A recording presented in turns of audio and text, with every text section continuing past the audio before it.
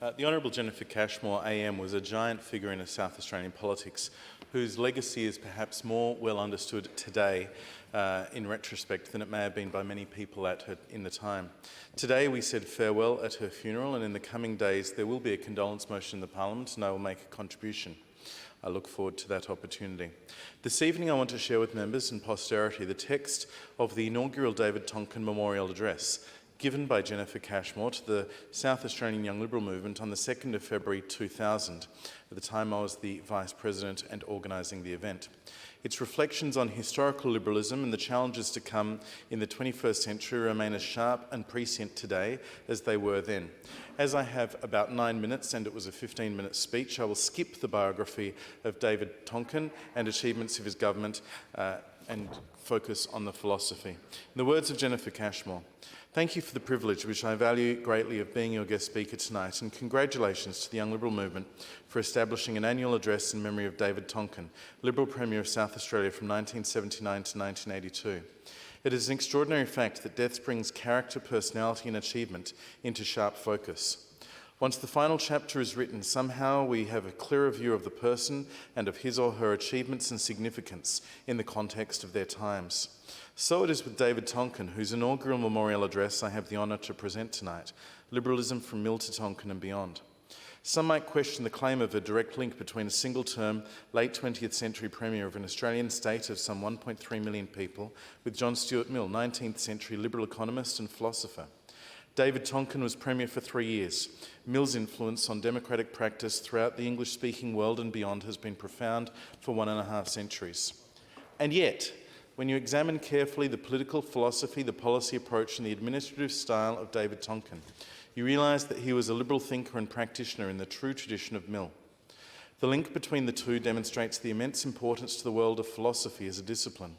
It highlights the power of original thinkers to exert a continuing influence long past their own generations. It illustrates the positive role that has been and can be exerted by liberalism, and it should inspire those of us who belong to the Liberal Party to remain faithful to the ideals upon which our party was founded in 1944 by that great Australian Prime Minister, Robert Menzies.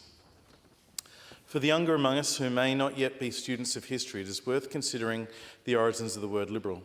The idea of freedom is probably as old as humanity itself.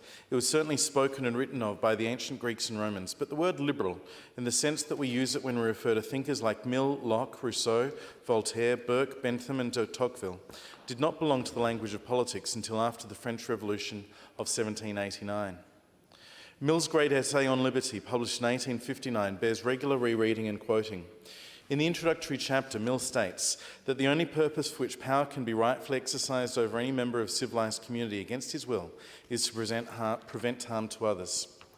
Mill goes on to say that liberty comprises liberty of conscience, of thought, of feeling and of absolute freedom of opinion. He maintains that the principle of liberty should enable us to pursue the plan of our life to suit our own character, so long as what we do does not harm others. From this liberty of the individual follows the liberty, within the same limits, for individuals to unite for common purpose. At this point, I'll skip the biographical detail of David Tonkin.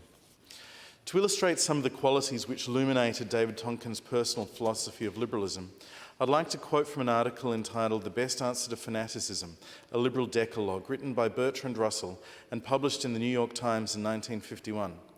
Lord Russell's 10 liberal commandments included the following.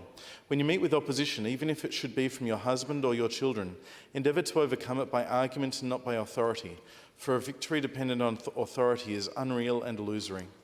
Find more pleasure in intelligent dissent than in passive agreement, for if you value intelligence as you should, the former implies a deeper agreement than the latter.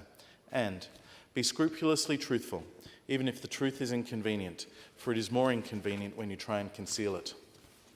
Those of us who knew David Tonkin will recognise this description of his resolute appeal to reason, his love of political discourse and his integrity. As a parliamentarian, David Tonkin was in the mould of the classic South Australian Liberal. This tradition was imprinted in the 1855-56 Constitution, which provided for universal male suffrage, a revolutionary concept at that time in that it did not discriminate for lower house elections between those who owned property and those who did not, nor between men on grounds of race. South Australia's 1856 Electoral Act included the first provision in the world for the secret ballot, subsequently adopted by the Commonwealth of Australia in 1901 and eventually by all the world's democracies. In 1894, South Australia became the first Australian colony not only to grant women the right to vote, but also to give them the right to stand for Parliament, another world first which was not emulated by either England or the United States until 2 decades later. Other pioneering reforms, all rooted in the liberal tradition of enhancing the rights of the individual against the power of the state or of monopolies and corporations, included the 1858 Torrens land title system, which simplified and secured ownership and transfer of property through a central government register, a system subsequently adopted by other states and many nations. Pioneering laws to provide for conciliation and arbitration, thus providing orderly procedures for resolution of issues between employers and employees. The world's first legislation, enacted in 1940 by the Playford government to give mothers equal rights with fathers in the guardianship of their children. David Tonkin added 2 more firsts to this impressive but by no means comprehensive catalogue of legislative reform. They were his own private member's sex discrimination bill, introduced in 1973, and his government's Pitjantjatjara Land Rights Act of 1982. The sex discrimination legislation was in the pure tradition of Mill, who has advocated full political rights for women as early as 1867. The Tonkin Bill, subsequently adopted as a Labor government legislation and passed in 1975, was the first such legislation in Australia, and among the first in the world to outlaw discrimination based on gender. It provided for investigation and remedy, if necessary, of alleged discrimination in the fields of employment and training and the provision of services and the granting of loans. Remembering the atmosphere and attitudes of the almost entirely male-dominated Parliament, which I entered in 1977, I remain in awe of David Tonkin's courage and political skills in his efforts to secure equal rights for women. Similarly, the granting of land rights to the Pitjantjatjara people was testimony to the David Tonkin's recognition that transfer of 1/10 of the area of South Australia was a question of simple justice for the original inhabitants, whose leaders and cultures he respected and whose advocates he became. The liberal philosophy which we inherit originated in the 17th century. It was further developed in the 18th and 19th centuries in both Europe and the United States. Our Western democratic ideas of freedom have their roots in 3 developments, which, seen in light of today's world, are still highly relevant to the continuum of liberal thinking. Those developments were the emergence of the modern state, the expansion of trade and industry, and the proliferation of organised religions. Liberal thinkers must now consider how individual freedoms are at once potentially threatened and enhanced by new developments. These include the emergence of global corporations with powers greater than those of sovereign states, the development of information technology that surpasses any single previous invention in its power to revolutionise economic, political and social ideas and practice, the development of biotechnology, which is already transforming human and animal reproduction and traditional notions of genetic relationships, the influence of technology on the nature of work and, as Mill put it, on our capacity to frame the plan of our lives to suit our own characters, the changing nature of families, of global influences on children and the implications of the first human generations with longevity of more than 80 years, the relationship between humans and the earth itself, which will determine our survival as a species, and the relationship between the earth and the universe. Globalisation requires instruments for governance that have not yet been invented. Institutions such as the United Nations, born out of war, and the International Court of Justice, established in the mid-20th century, were perhaps tentative steps towards recognition that a worldview must prevail if peoples are to live in the peace and prosperity that best secures freedom. At the same time, our human nature is rooted in family and community, both of which are traditionally shaped by a sense of national identity.